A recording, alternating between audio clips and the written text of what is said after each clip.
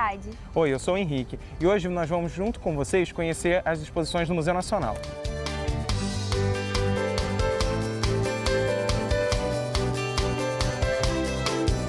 O Palácio do Museu Nacional, que fica aqui em São Cristóvão, antes foi residência da família real e imperial no Brasil. No período republicano, o palácio começa a abrigar o Museu Nacional e é nesse período que ele adquire as características que tem hoje. Entre elas, ser um museu de antropologia e ciências naturais. Mas você deve estar se perguntando, o que antropologia e ciências naturais têm a ver com a família imperial? Esses temas eram temas de grande interesse para as pessoas que aqui viveram. E hoje, as exposições do Museu Nacional nos ajudam a contar a história de diferentes povos, a origem do planeta Terra e a ocupação do território brasileiro. Agora a gente quer convidar vocês a fazer uma visita no Museu Nacional. Sejam bem-vindos!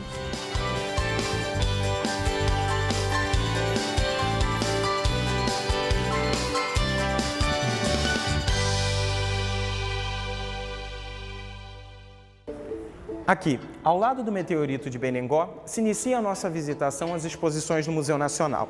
O meteorito de Benengó foi encontrado no sertão baiano, ainda no século XVIII. Mas somente no século XIX ele foi trazido para o Museu Nacional. Ele é composto de uma amálgama de diferentes minerais.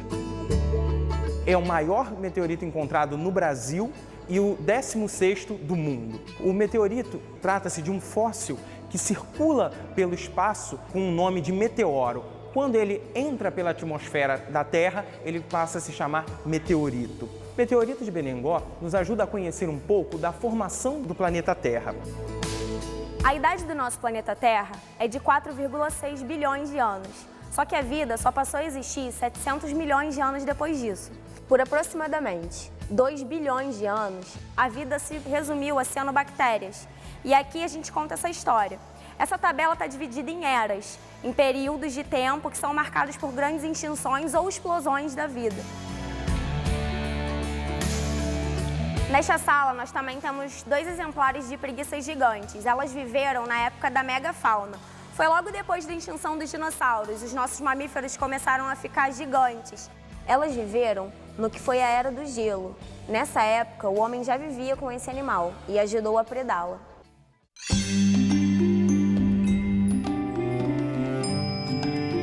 Os fósseis são vestígios de plantas e animais que podem ir desde pegadas a ossadas, que foram solidificadas ao longo de milhões de anos no planeta Terra. Aqui a gente pode conhecer um pouco do que são os fósseis.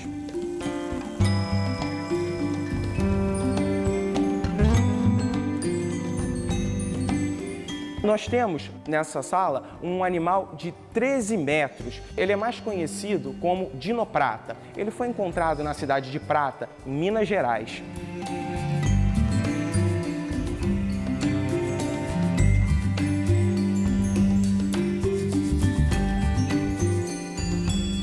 Através da exposição de evolução humana aqui do Museu Nacional, a gente consegue pensar um pouco sobre o que foi a trajetória evolutiva da espécie humana na Terra.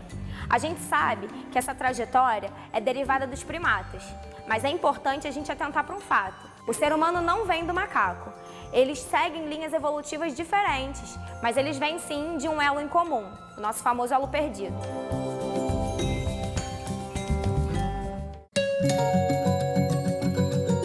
Nesse momento da nossa exposição, nós vamos começar a tratar sobre a ocupação do território brasileiro, uma ocupação anterior à chegada dos europeus e também anterior aos indígenas aqui no território brasileiro. Nós vamos começar a pensar um pouco a partir dos povos de Luzia. Luzia é a representação de um dos primeiros hominídeos encontrados em território brasileiro.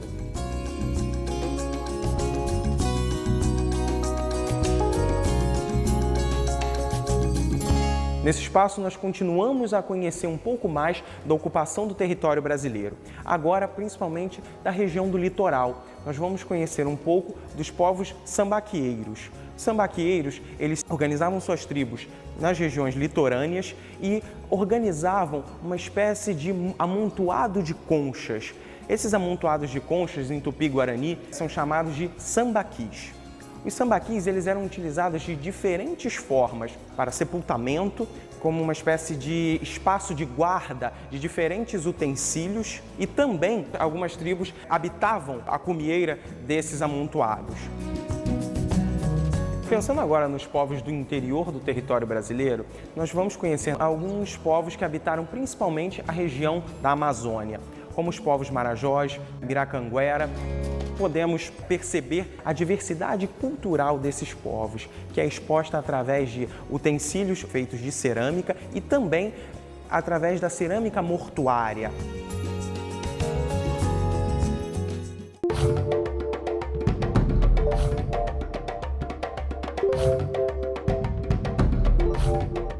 Estamos em mais uma das salas sobre a ocupação do território brasileiro. Nós vamos conhecer um pouco das diferentes produções indígenas, principalmente no século XIX e século XX. Os índios compõem uma grande parte da população brasileira, por isso é importante conhecer a cultura e a história desses povos.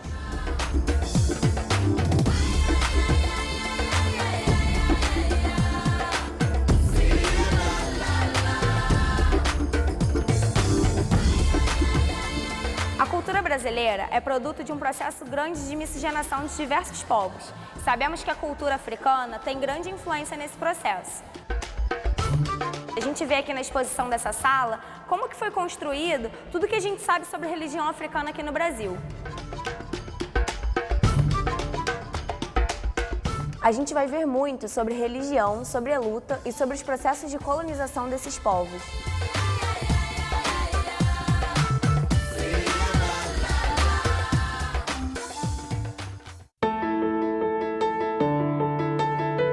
Sala de Pompeia e Herculano. Essa é uma sala muito importante para a história do Museu Nacional, uma vez que parte da coleção dessa sala foi reunida pela Imperatriz Teresa Cristina, esposa de Dom Pedro II.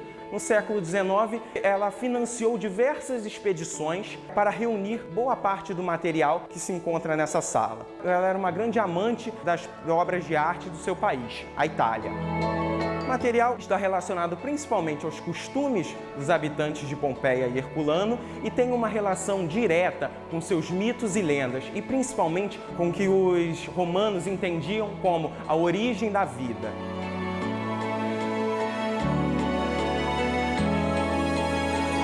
Aqui nessa sala, a maioria do acervo foi arrematado no leilão por Dom Pedro I. E também temos uma peça, que é a Chamois-Ansu. Ela foi dada de presente para o Dom Pedro II. Dentre os objetos expostos nessa sala, temos 4 múmias e algumas esquifes. As múmias nos fazem pensar muito sobre a religiosidade desse povo. Eles acreditavam que teriam que mumificar as pessoas com posição política privilegiada, porque essas pessoas passariam para o mundo dos mortos. E no mundo dos mortos, qual fosse a missão dela no mundo dos vivos, ela exerceria a mesma missão no mundo dos mortos e ela precisaria do seu corpo. Então esse corpo passava por esse processo de preservação. As esquifes, elas contêm grande parte do material escrito dessa cultura, através de símbolos como os hieróglifos. Além de múmias humanas, temos também múmias de alguns animais, como o gato, que era um animal sagrado para a cultura egípcia.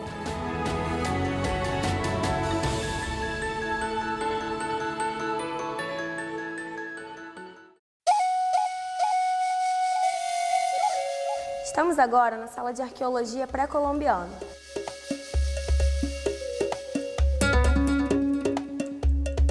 Olhando o mapa no fundo da sala, a gente pode observar que desde a América Central até o finzinho da América do Sul, a gente encontra uma diversidade gigante de culturas, povos. Eles viveram sob climas diferentes, se alimentaram de formas diferentes e produziram culturas diferentes também. Uma das peças que mais chama a atenção quando a gente chega aqui nessa sala é a lhama taxidermizada. Esse animal tem 1001 utilidades para as culturas que a gente deu uma olhada ali no mapa. A lã dela serve para fazer diversos tecidos que são utilizados nos rituais, tecidos utilitaristas mesmo, como gorros, casacos.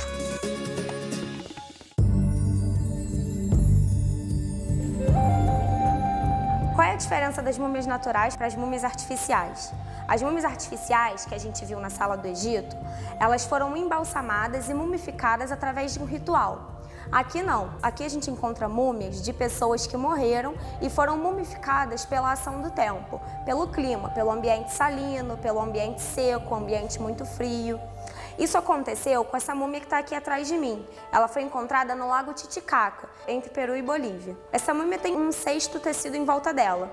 Isso quer dizer símbolo de descanso, porque o povo Aimará, no Lago Titicaca, ele dormia em posição fetal e sempre com cestos em volta para se aquecer. Outra particularidade dessa sala é que a gente encontra vestígios da época do Palácio Imperial. Se a gente observar o teto, a gente vê que tem vários brasões com a sigla P2, que faz referência ao Imperador Pedro II.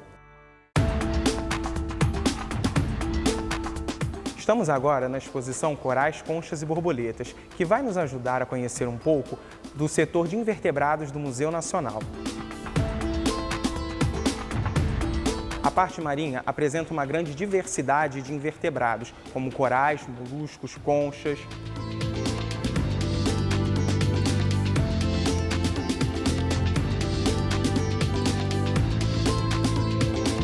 Essa parte da exposição apresenta diversos insetos invertebrados terrestres e a sua relação com o homem.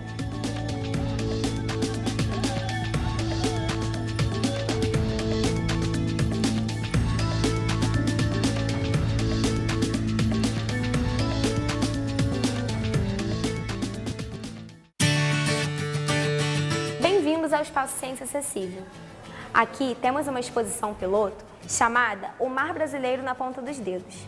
Esta exposição desperta sentidos e sentimentos em pessoas deficientes visuais, com baixa visão ou videntes.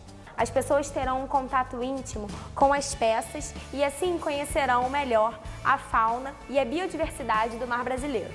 O material biológico está exposto em ordem evolutiva, desde uma esponja marinha até o crânio de um golfinho.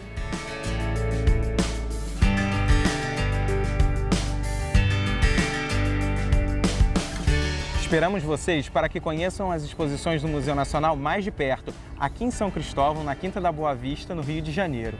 Bom passeio e muito obrigado!